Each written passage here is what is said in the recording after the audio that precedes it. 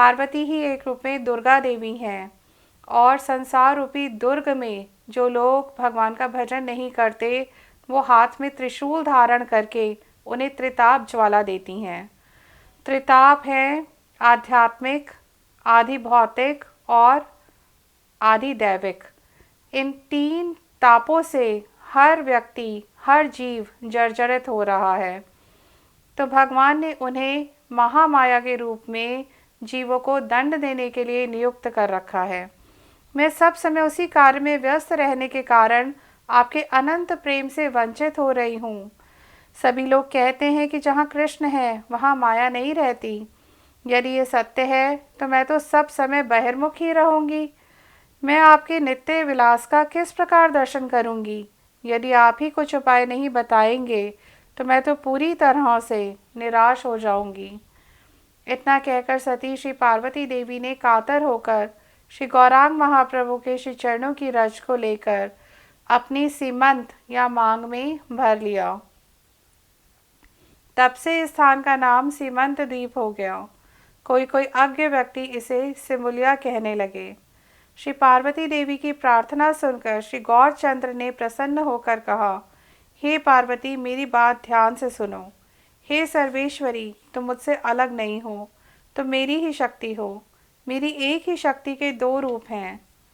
स्वरूप शक्ति के रूप में तुम मेरी प्रिया श्री राधा ही हो तथा बहिरंगा के रूप में श्री राधा ही तुम्हारे रूप में अपना विस्तार करती हैं।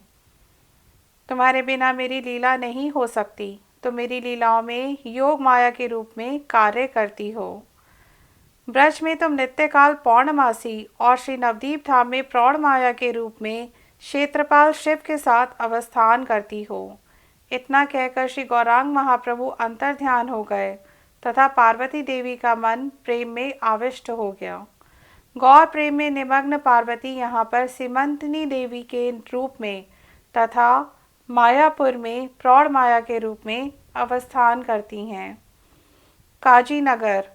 इतना कहकर श्री नित्यानंद प्रभु जल्दी से श्री जीव के साथ काजी के नगर में पहुंच गए। श्री नित्यानंद प्रभु ने कहा, हे जीव सुनो, काजी का यह नगर ब्रज का मथुरा है।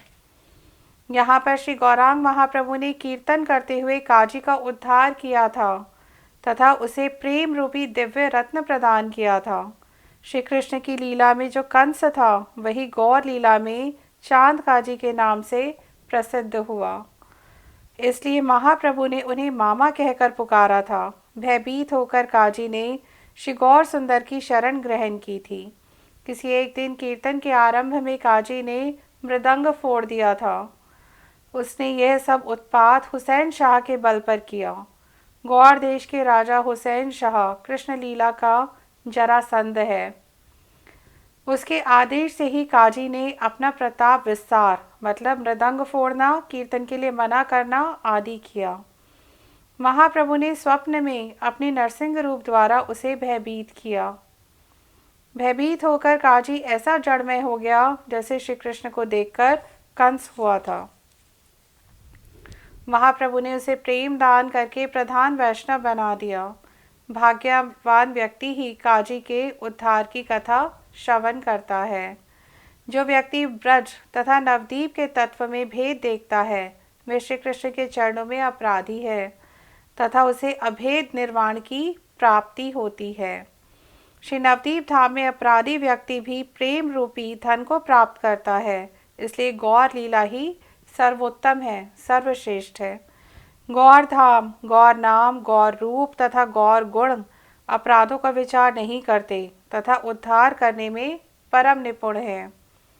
यदि साधक के हृदय में अपराध रहता है तो कृष्ण नाम तथा कृष्ण धाम उसका बहुत समय के बाद उद्धार करते हैं, किंतु गौर नाम तथा गौर धाम का आश्रय करने पर बहुत शीघ्र ही प्रेम की प्राप्ति होती है, क्योंकि यहाँ पर अपराध किसी प्रकार की बाधा उत्पन्न नहीं कर पाते।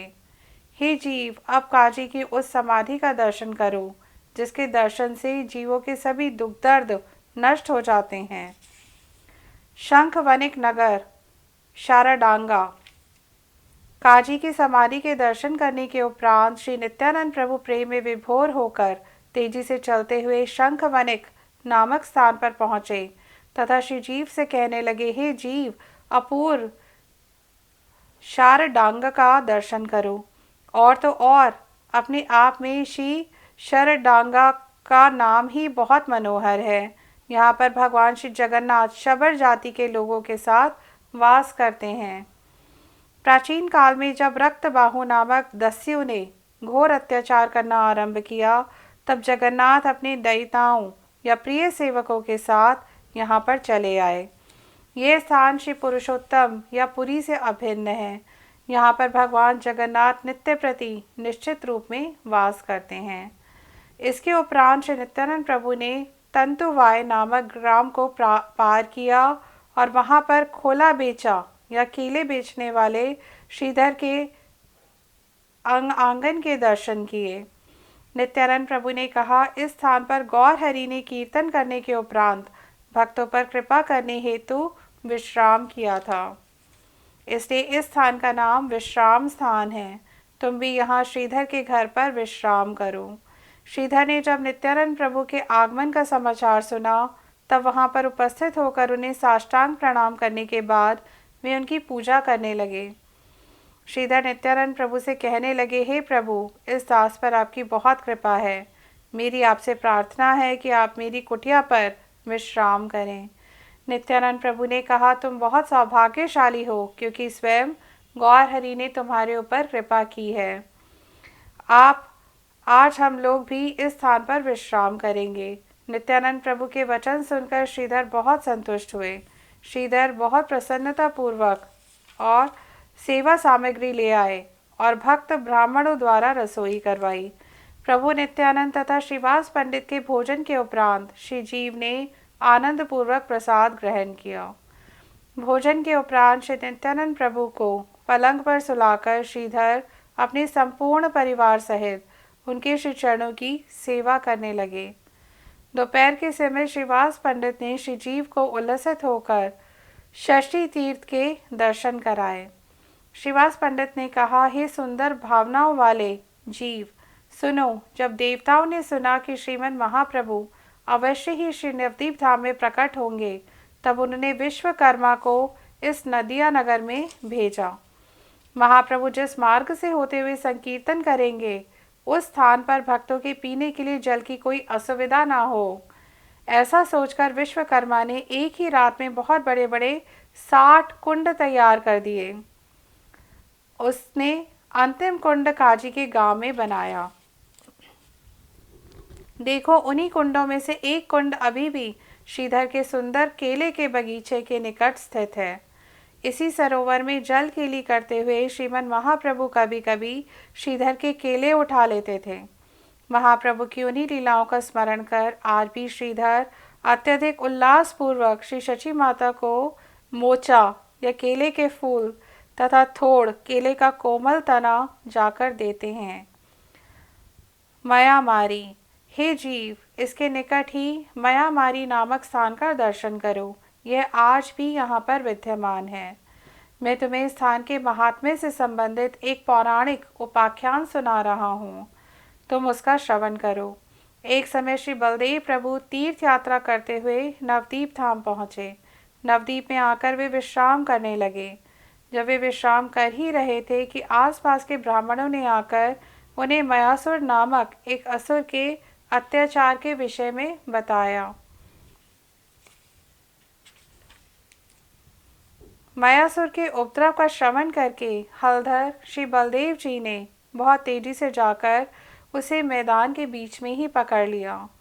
उस दैत्य ने बलदेव प्रभु के साथ बहुत युद्ध किया तथा अंत में वह श्री बलदेव जी के हाथों से मारा गया। तब से ये स्थान मयामरी के नाम से प्रसिद्ध हो गया। मैंने तुम्हें आज बहुत पुरानी कथा सुनाई है। भाग्यशाली जीवों के समक्ष ये स्थान मयामरी ब्रज के तालवन के रूप में स्फुरित होता है। उस रात्रि को सभी ने वहीं पर श्रीधर आंगन में विश्राम किया और अगले दिन प्रातः काल हरि हरि की ध्वनि करते हुए यात्रा के लिए बाहर निकले। नित्यानंद प्रभु और श्री जानवा देवी के श्री चरण कमलों की सुशीतल छाया को प्राप्त करने की आशा से दास श्री भक्ति विनोद द्वारा नदिया के महात्म्य का प्रकाश किया जा रहा है। हरे कृष्णा।